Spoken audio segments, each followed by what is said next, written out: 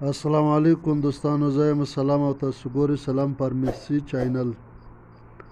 دوستانو نن خبره کوو د ټیبلټ پیریټون 4 mg باره کښې. دا د چیش لپاره استعمالیږي او څنګه استعمالیږي او کومې فایدې لري او کوم تاوانونه لري. دوستانو که پوره معلومات کول غواړئ نو ویډیو تر اخره وګورئ او که نوي دوستان یاست نو سلام فارمیسي چینل سبسکرایب کړئ.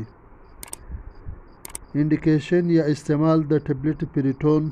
دوستانو دا د زکام او نزلې لپاره، خارش لپاره، الرجي لپاره استعمالیږي. دوستانو دا به یو ګولۍ سهار او یو مخصن خواراک وروسته استعمال کړئ د 1 هفتې لپاره. دوستانو ساید افیکټس یا تاوانونه: کله کله د خولې وچوالی پیدا کوي، قبض پیدا کوي، د سترګو نظر کمزوری کوي، ګنګوالی پیدا کوي. پریکوشن یعنی په دغه وخت کې به یې نه استعمالوئ. د حمل یا پریګننسي په وخت کې به یې نه استعمالوئ.